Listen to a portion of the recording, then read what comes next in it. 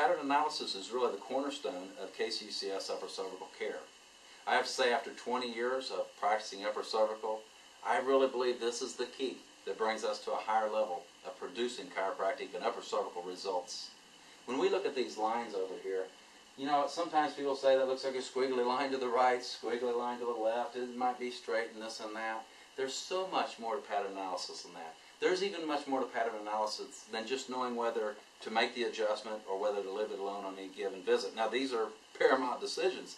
However, when you understand pattern analysis, it will equip you to understand what's going on with the patient on any given visit at any given time. Not only that, but it helps you educate the patient to help them through rough times when they're just going through a normal healing process. Let's face it, if you were stuck in the jungle and you had no idea which way north is, and you know if you head north you're going to get out of that jungle, no matter if you have to go over a cliff or across a wide river or any kind of a problem, you know that if you have a compass, you can always point north. The pattern analysis really gives us that pointing north. It tells us, is the patient healing, or do we need to turn around and start doing something different because what we're doing is not getting better? Right. So this graph has 6 constants. Your pattern has 6 constants to it.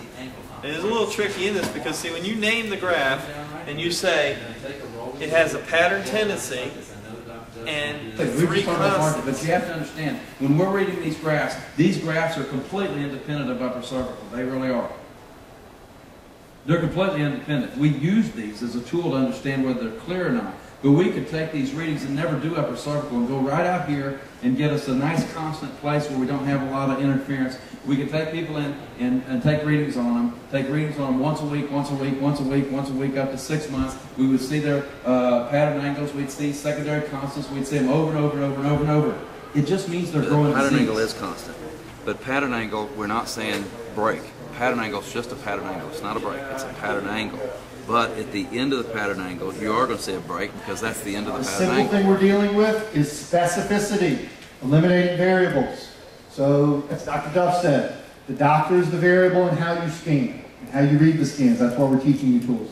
The instrument is a variable. If your instrument's erratic, if it's not calibrated right, then you get your instrument fixed. But your patient is the number one variable. Let's try that. Find a way to get that. But you have to determine, is this just a regular complaint, or all of this is meant to eliminate variables, create some constants for you to work with. Now, as you go to the other stations, you're going to hit the different ways to mark the graphs. Titron. Now, once I got pattern, you can see when I adjusted, like this first scan, second scan, third scan.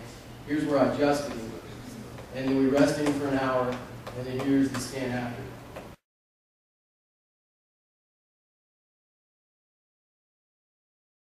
Now this pattern analysis workshop we're doing is broken down into several steps to help you walk through the process of understanding how to get pattern angles, constants, and knowing what's going on at any given time. We reformatted the program last year, and we had so many testimonials afterwards because we did a lot of workshopping, and doctors were able to go right into their clinic and start putting this into action. And we heard testimonials about how they had better and higher quality patient care as a result. And I tell you, that is very satisfying to us. We invite you to come out and be a part of this and grow with us in upper cervical, and let's produce higher and higher upper cervical results.